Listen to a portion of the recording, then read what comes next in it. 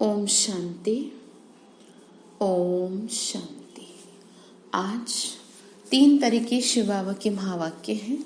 आज बाबा ने कहा, मीठे बच्चे, तुम ही सच्चे अलौकिक जादूगर हो। तुम्हें मनुष्य को देवता बनाने का जादू दिखाना है। बाबा ने क्या कहा? तुम्हें क्या करना है? मनुष्य को देवता बनाने का जादू दिखाना है। और वो क्या है? वो है शिव बाबा की याद, ज्ञान और योग। इसी से तो होते हैं ना, मनुष्य से देवता बन जाते हैं। तो प्रश्न बाबा ने पूछा, अच्छे पुरुषार्थी स्टूडेंट की निशानी क्या होंगी? आंसर है, वो पास विद ऑनर होने का अर्थात विजय माला में आने का लक्ष्य रखेंगे। उनकी बुद्धि में, बाबा ने कहा, उनकी बुद्धि में एक बाप की ही याद रहेगी। देह सहित देह के सब संबंधों से बुद्धि का योग तोड़ एक बाबा से प्रीत रखेंगे। ऐसे पुरुषार्थी ही माला का दाना बनते हैं। मतलब कहने का ये है कि किसी भी मनुष्य में बुद्धि नहीं फंसाएंगे, क्योंकि बुद्धि यानी आपका मन एक ही है। चाहे तो इंसानों में लगा लो, चाहे तो भगवान में लगा लो, लगेगा ये एक ही जगह। तो ये आपके ऊपर है। तो बाबा ने वही कहा कि जो पुरुषार्थी बच्चे होंगे ना, वो बुद्धि में सिर्फ क्या रखेंगे? शिव बाबा को रखेंगे। ओम शांति। रूहानी बच्चों प्रति रूहानी बाप बैठ समझाते हैं, अब तुम रूहानी बच्चे जादूगर जादूगरनी बन गए हो। इसीलिए बाप को भी जादूगर कहते हैं। जैसे कहते हैं ना कई लोग जादू, अब वास्तव में ऐसे थोड़ी कोई जादू है कि कोई छड़ी घुमा दिया। भगवान की याद एक ऐसा जादू है जिससे परिवर्तन होता है। लेकिन मनुष्य को ये बात समझ में नहीं आती, तो आज बाबा ने ये वर्ड यूज किया है, अब तुम रूहानी बच्चे जादूगर जादूगरनी बन गए। रूहानी यानी हम आत्माएं हैं ना, भगवान के बच्चे। इसीलिए बाप को भी जादूगर कहते हैं। ऐसा जादूगर नहीं होगा कोई भी दुनिया में जो मनुष्य को देवता बना दे। ये जादूगरी है ना, कितनी बड़ी कमाई कराने का तुम रास्ता बताते हो। क्या कहा? ये क्या है? जादूगर है बाबा, और हमको भी क्या सिखा रहे हैं कि बच्चे तुमको भी क्या है, लोगों के जीवन बदलने हैं। स्कूल में टीचर भी कमाई करना सिखाते हैं। पढ़ाई कमाई है ना, भक्ति मार्ग की कथाएं, शास्त्र आदि सुनना, उसको पढ़ाई नहीं कहेंगे। उसमें कोई आमदनी नहीं, सिर्फ पैसा खर्च होता है। बाप भी समझाते हैं, भक्ति मार्ग में चित्र बनाते, मंदिर आदि बनाते, भक्ति करते करते तुमने कितने पैसे खर्च कर लिए। टीचर तो फिर भी कमाई कराते हैं। बाबा ने कहा कि बच्चे देखो, भक्ति पूजा पाठ की तो सिर्फ खर्च ही किया, लेकिन इस पढ़ाई से तो तुम्हारी कमाई ही कमाई है। टीचर तो कमाई सिखा रहे हैं ना, आजीविका होती है। तुम बच्चों की पढ़ाई कितनी ऊंची है। पढ़ना भी सबको है, सब पढ़ेंगे यानी सबको ज्ञान मिलेगा। तुम बच्चे मनुष्य से देवता बनाने वाले हो। उस पढ़ाई से तो बैरिस्टर आदि बनेंगे, सो भी एक जन्म के लिए। कितना रात दिन का फर्क है। इसीलिए तुम आत्माओं को शुद्ध नशा रहना चाहिए। बाबा ने कहा, ये है गुप्त नशा। बेहद के बाप की तो कमाल है। कैसा रूहानी जादू है। बाबा जो क्या करते हैं, हम आत्मा को ही साफ सुथरा कर देते हैं। तो ये जादू ही तो है। कैसे? जब हम उससे बैठ के उसको याद करते हैं। रूह को याद करते करते सतो प्रधान बन जाना है, यानी कि आत्मिक दृष्टि, यानी आत्मा स्वयं को समझते समझते। जैसे सन्यासी लोग कहते हैं ना, समझो मैं भैंस हूं, ऐसा समझ के कोठी में बैठ गया, बोला मैं भैंस हूं, कोठी से कैसे निकलूं। वास्तव में भैंस थोड़ी था। वो बार बार कहने से क्या हो जाता है, वो कॉन्शियसनेस हो जाता है। इसीलिए कहा जाता है आप बार बार अभ्यास करो, मैं आत्मा हूँ, शरीर को चलाने वाली हूँ, मैं राजा हूँ। और ये शरीर क्या है? ये शरीर जो है मेरी क्या है, सब नौकर हैं। ये कर्मेंद्रियां जो है ये मेरी अकॉर्डिंग चलेंगे, जैसे मैं चाहूँ वैसे। ऐसा नहीं है कि मैं ना चाहूँ तो मेरा मुंह बोलता रहे, मैं ना चाहूँ तो आंखें देखती रहें, तो ये गलत है फिर। तो बाबा ने इसीलिए प्रैक्टिस करा रहे हैं आत्मिक दृष्टि, आत्मा हूँ मैं। अब बाबा कहते हैं तुम पवित्र आत्मा थे, अब अपवित्र बने हो। फिर बाप को याद करते करते तुम पवित्र बन जाएंगे। इस ज्ञान को सुनकर नर से नारायण, मनुष्य से देवता बन जाते हो।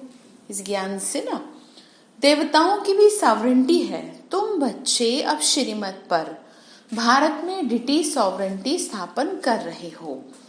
बाबा कहते हैं, क्या कहते हैं, अब मैं जो तुमको श्रीमत देता हूँ ना, ये राइट है या शास्त्र की मत राइट है, या जज करो। बाबा ने कहा तुम खुद बुद्धिमान हो, तुम खुद डिसाइड करो कि जो मैं बता रहा हूँ वो सही है या जो शास्त्रों में लिखा है वो सही है। हालांकि बाबा शास्त्रों का ही कंक्लूजन बताते हैं, लेकिन मनुष्य को क्या है ना, कहानी सुनने में ज्यादा मजा आता है, निष्कर्ष सुनने में मजा नहीं आता।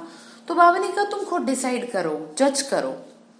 बाबा बोले गीता है सर्वशास्त्री शिरोमणि श्रीमद् भगवत गीता, ये खास लिखा है। अब भगवान किसको कहा जाए, जरूर सब कहेंगे निराकार शिव। हम आत्माएं उनके बच्चे ब्रदर हैं, वो एक बाप है। बाबा कहते हैं तुम सब आशिक हो, मुझ माशूक को याद करते हो क्योंकि मैंने ही राजयोग सिखाया था। बाबा ने क्या कहा, मुझे याद करते हो क्योंकि मैंने ही तुम्हें सिखाया ना सबको, जिससे तुम प्रैक्टिकल में नर से नारायण बनते हो। वो तो कह देते हैं कि हम सत्यनारायण की कथा सुनते हैं, ये कोई समझते थोड़ी है कि हमको नर से नारायण बन, कि हम खुद नर से नारायण बनेंगे। अब बाप तुम बच्चों को यानी तुम आत्माओं को ज्ञान का तीसरा नेत्र देते हैं। बाबा ने कहा तीसरा नेत्र इसीलिए दे रहा हूँ जिससे कि तुमको समझ आए, यानी ज्ञान मिल गया ना। ऐसे थोड़ी है कोई तीसरी आंख निकलती है, ऐसा कुछ नहीं है जैसा दिखा देते हैं, वास्तव में वो ज्ञान का तीसरा नेत्र होता है। बाबा ने कहा जिससे आत्मा जान जाती है, शरीर बगैर तो आत्मा बात ही नहीं कर सकती। आत्माओं के रहने का स्थान है निर्वाण धाम, जिसको कहा जाता है सोल वर्ल्ड, जिसको कहा जाता है शांति धाम। तुम बच्चों को अब शांति धाम और सुख धाम को ही याद करना है, इस दुख धाम को बुद्धि से तुमको भूलना है। आत्मा को अब समझ मिली है ना, बाबा ने क्या कहा, आत्मा को अब समझ मिली है इस बात की कि रॉन्ग क्या है और राइट क्या है, कर्म अकर्म और विकर्म का भी राज समझाया है। बाबा ने क्या कहा, मैंने तुमको सारे राज समझाए कि किस तरीके से कर्मों की गहन गति चलती है। अब डिसाइड कर लो कि कौन से अच्छे कर्म करे हैं, कौन से पुण्य कर्म है, कौन से आपने पाप कर्म किए, खुद डिसाइड कीजिए ना। तो बाबा बच्चों को ही तो समझाते हैं ना, और बच्चे ही जानते हैं, और मनुष्य को तो बाप ही नहीं, और मनुष्य तो बाप को ही नहीं जानते, यानी भगवान को मानते तो हैं। दुनिया में सबसे बड़ी प्रॉब्लम ये है, लोग भगवान को मानते जरूर हैं लेकिन उनको जानते नहीं है, इसीलिए इतने परेशान हैं। और मनुष्य तो जानते ही नहीं, तो फिर बाबा कहते हैं ये भी ड्रामा है। रावण राज्य में सबके कर्म विकर्म ही होते हैं, यानी इस समय पाप कर्म ही होते हैं। सतयुग में कर्म अकर्म होते हैं। कोई पूछे वहां बच्चे आदि नहीं होते, बोलो उसको कहा जाता है वाइसलेस वर्ल्ड।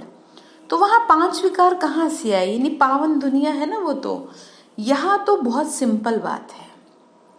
बाबा ने कहा बाप बैठ समझाते हैं, बाबा बैठ समझाते हैं, जो राइट समझते हैं वो तो झट खड़े हो जाते हैं, कोई नहीं भी समझते आगे चल समझ में आ जाएगा। क्षमा पर पतंगे आते हैं, बाबा ने कहा आगे चल समझ में आएगा, चले जाते हैं फिर आते हैं, ये भी क्षमा है, सब जल के खत्म होने वाले हैं, ये भी समझाया जाता है। बाबा ने कहा बाकी क्षमा कोई है नहीं ऐसे, वो तो बताया है ना कि वास्तव में क्या है, भगवान के हम बच्चे हैं, ठीक है, तो हम उस पर फिदा हैं, तो उसको क्या कहा, क्षमा कहा। वो तो कॉमन है, बाबा ने कहा क्षमा, जो बाकी ऐसी क्षमा कोई की बात नहीं है। बाबा ने कहा वो तो कॉमन है, क्षमा पे पतंगे बहुत चलते हैं। दीपावली पर देखा ना कितने छोटे छोटे मच्छर निकलते हैं और खत्म हो जाते हैं। जीना और मरना बाप भी समझाते हैं ना, पिछाड़ी में आकर जन्म ले और मर जाए, वो तो जैसे मच्छरों मिसल हो गए। यानी कि सृष्टि के समाप्ति के अंतिम दिन तक भी ब्राह्मण आत्माएं आएंगी। ब्राह्मण आत्मा से मतलब ये है कि भगवान के बच्चे बनेंगे, ज्ञान सुनेंगे, ये ज्ञान सुनेंगे। तो जिसने ज्ञान सुना वो ब्राह्मण कहलाया। तो इसीलिए कहा कि आए और सुना हल्का सा बस, और आते ही मर गए, तो फिर उससे क्या फायदा। बाबा ने कहा लेकिन आएंगे, बाबा ने कहा जन्म ले और मर जाएंगे, वो जैसे मच्छरों मिसल हो गए। बाबा तो वर्षा देने आए हैं ना, तो पुरुषार्थ कर पास विद ऑनर होना चाहिए, यानी कि कोशिश करनी चाहिए ज्यादा से ज्यादा आप आगे बढ़ सको। ये माला भी पास विद ऑनर की ही है। जितना हो सके पुरुषार्थ करते रहो, विनाश काले विपरीत बुद्धि कहते हैं ना, इस पर भी तुम समझा सकते हो। हमारी बाबा के साथ प्रीत बुद्धि है। बाबा ने कहा, कहते ना विनाश काले विपरीत बुद्धि, मनुष्य के विनाश का समय होता है जब तो सबसे पहले उसकी बुद्धि खराब होती है। हम भगवान के बच्चे हैं, दुनिया में इस समय है विनाश काल, लेकिन हमारी है प्रीत बुद्धि। क्यों? क्योंकि हमें भगवान से प्रीत है, इसीलिए तो कहा ना पांडव सेना। तो यहाँ पर हमारे साथ क्या है, विनाश काले प्रीत बुद्धि है ना। हम मतलब कहने के विनाश का समय तो है ही, लेकिन यहाँ पर जो स्पेसिफिकली बताया कि जब मनुष्य के विनाश की बात होती है, यानी जब उसका नाश होना होता है, तो सबसे पहले बुद्धि खराब होती है। तो भगवान का शुक्रिया करें कि उन्होंने आपको इतनी अच्छी बुद्धि दी।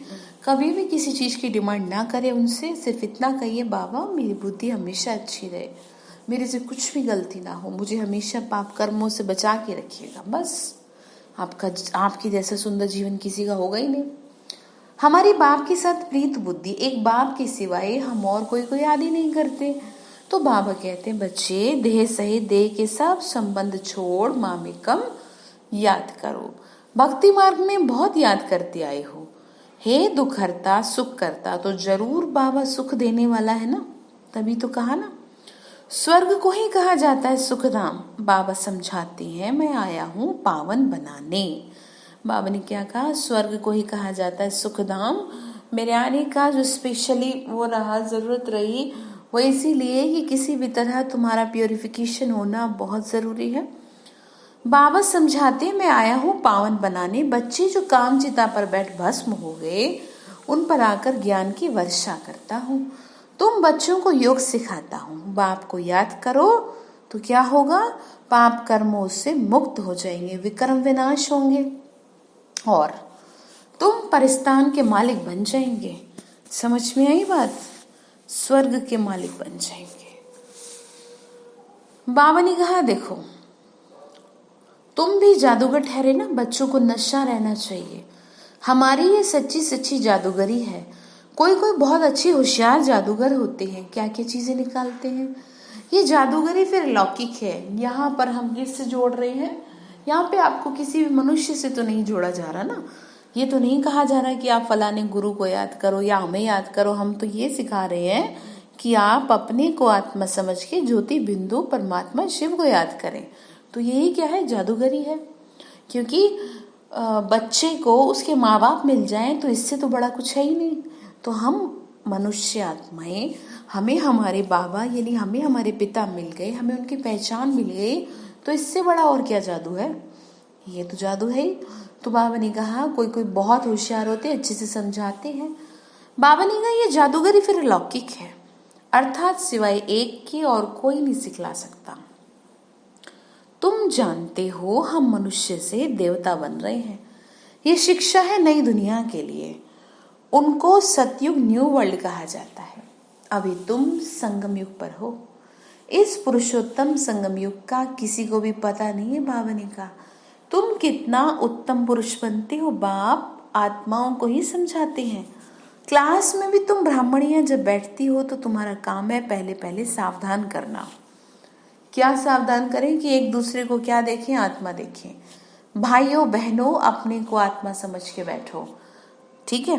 अपने को आत्मा समझ के बैठो, दूसरे को आत्मा देखो। सावधान इस चीज के लिए अंडरलाइन करें। हम आत्मा इन ऑर्गन्स द्वारा सुनती है। 84 जन्मों का राज भी बाबा ने समझा दिया है। समझ में आई बात?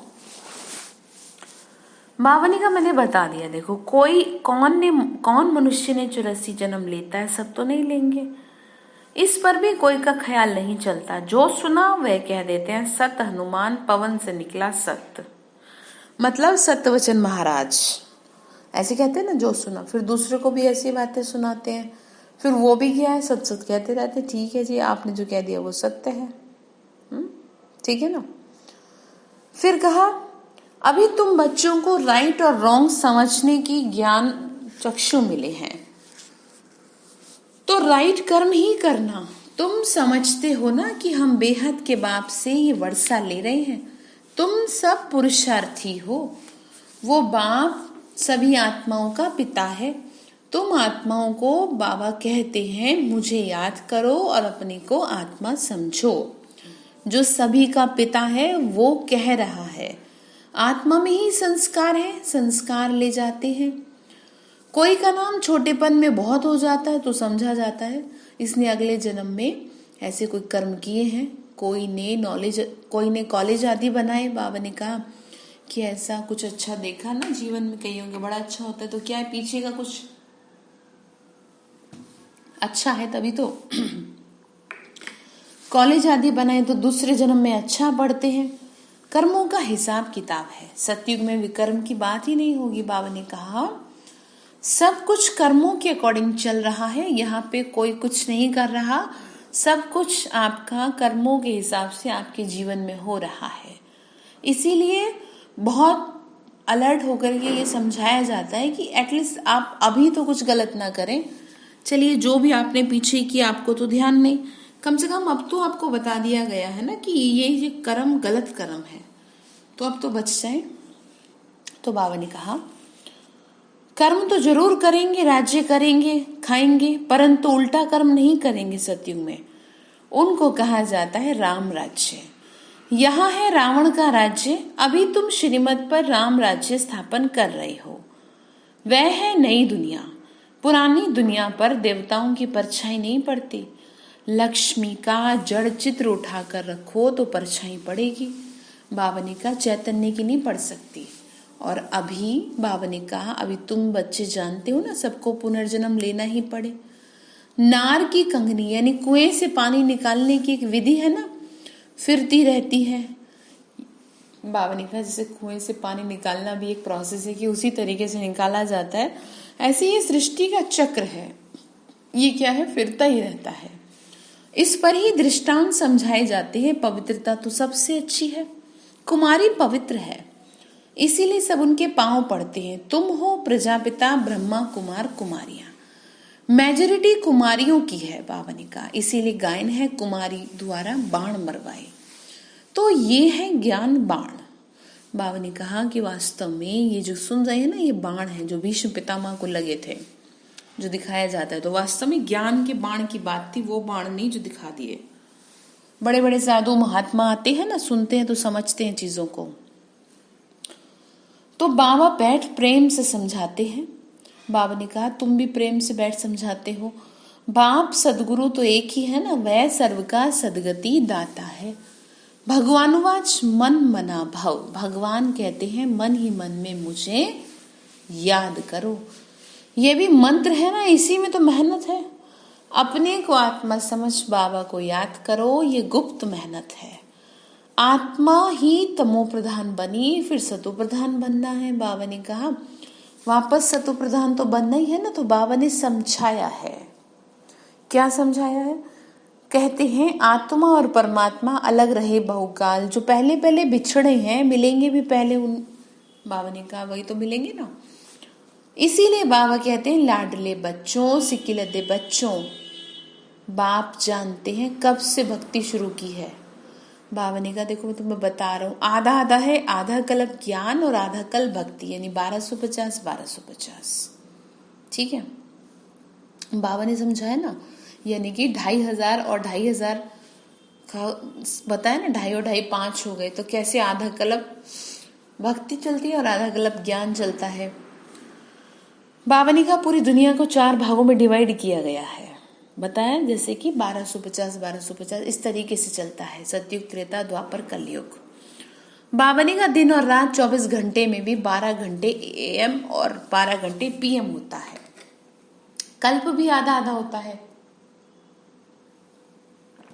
बाबा ने कहा जैसे आधा दिन आधा रात है ना, ऐसे ये दुनिया का जो कल्प है ना, ये भी क्या है, आधा आधा ऐसे होता है। ये बता रहे हैं। बाबा ने कहा इसी तरह से आधा आधा होता है। फिर बाबा बोले बच्चे ब्रह्मा का दिन, ब्रह्मा की रात, फिर कलयुग की आयु इतनी लंबी क्यों दे देते? अभी तुम राइट और रॉन्ग बतला सकते हो, शास्त्र सब है भक्ति मार्ग के। फिर भगवान आके भक्ति का क्या देते हैं, फल देते हैं, समझाते हैं ना। भक्तों का रक्षक कहा जाता है। आगे चल तुम सन्यासियों आदि को बहुत प्यार से बैठ समझाएंगे। तुम्हारा फार्म तो वह भरेंगे नहीं, माँ बाप का नाम लिखेंगे नहीं। कोई कोई बताते हैं, बाबा जाकर पूछते थे क्यों सन्यास किया, कारण बताओ। विकारों का सन्यास करते हैं तो घर बार का भी सन्यास करते हैं। अभी तुम सारी पुरानी दुनिया का सन्यास करते हो। हमने कोई सन्यास किससे नहीं किया? हमने कोई सन्यास घर बार से नहीं किया। हमने किससे सन्यास किया? बाबा ने हमें किससे सन्यास सिखाया? विकारों से। ठीक है ना। बाबा ने कहा अभी तुमने क्या है किया है ना, विकारों से। फिर बाबा ने कहा देखो बच्चे, नई दुनिया का तुमको साक्षात्कार करा दिया। बाबा ने बता दिया नई दुनिया कैसे होगी, कैसे कैसे चीजें होंगी, सब बताया। वो है viceless world, heavenly God father. Heaven स्थापन करने वाला है कौन? शिव बाबा। फूलों का बगीचा बनाने वाला है कौन? बाबा। कांटों को फूल कौन बनाता है? शिव बाबा। नंबर 1 कांटा है काम कटारी। काम के लिए कटारी कहते हैं। क्रोध को भूत कहेंगे। देवी देवताएं डबल अहिंसक थे। निर्विकारी देवताओं के आगे विकारी मनुष्य सब माथा टेकते हैं। बाबा ने समझाया। अब तुम बच्चे जानते हो हम यहाँ आए हैं पढ़ने के लिए। बाकी उन सत्संगों आदि में जाना वो तो कॉमन बात है। ईश्वर सर्वव्यापी कह देते हैं, बाप कभी सर्वव्यापी होता है क्या?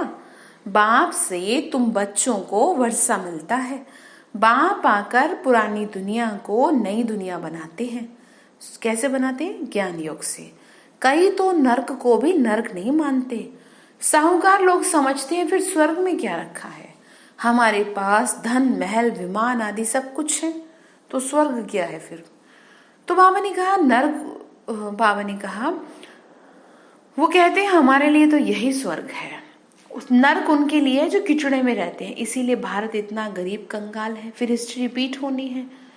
बाबा ने कहा देखो ये तो तुम समझ रहे हो ना, वास्तव में विकारों से वशीभूत है इस टाइम मनुष्य। तो वो नर्क में है तो खुद को समझता है मैं स्वर्ग में हूँ। जैसे शराबी को शराब का नशा चढ़ा रहता है तो क्या रहता है, गंदगी में पड़ा होगा तो समझेगा मैं तो महल में हूँ।